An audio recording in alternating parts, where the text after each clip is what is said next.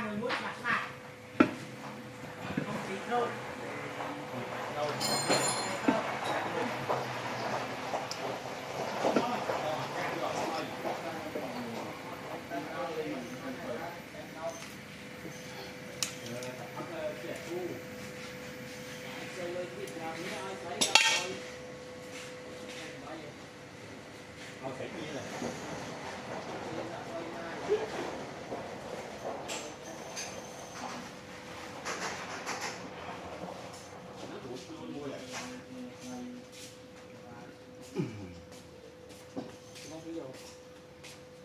là cái chứ anh ta anh tính tính ấy mấy trăm xu là cái gì ta anh suối nè tình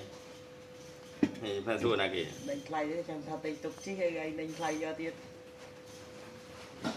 lán trăm tình tục tính rồi mình lối bạc prup vô đấy trăm xu đấy mà đằng đấy là cái to tay cho van bạc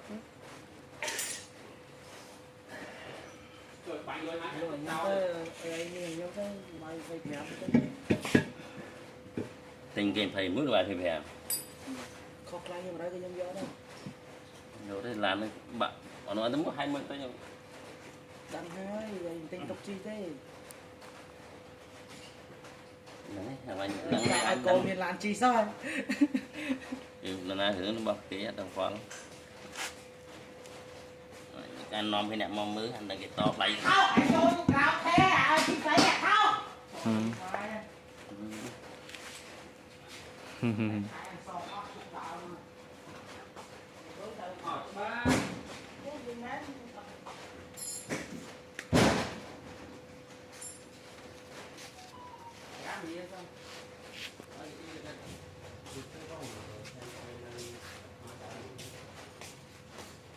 đây nhóm này cho là xa kia là ngày ông tôi kia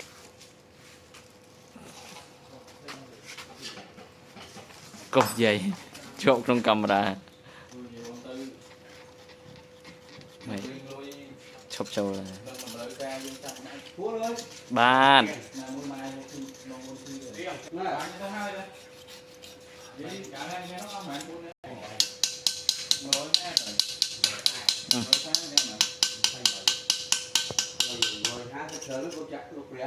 Trời, anh biết thang offside sao biển? Offside là biển đấy, nó nói cái gì đấy hết nè. Đây còn Tô các bạn. Tô.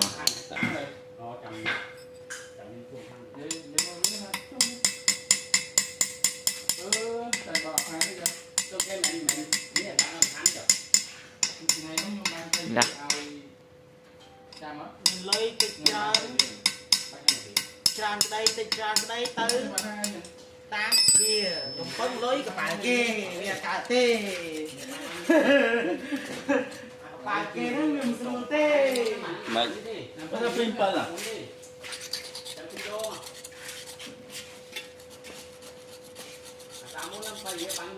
ăn móng ao ra dẹp cho mày cái mà vô luôn bao bên đấy bao bên đấy chầm đô na phi đô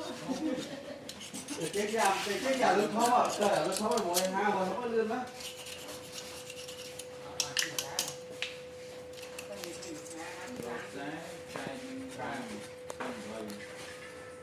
chưa em muốn nói cái gì không này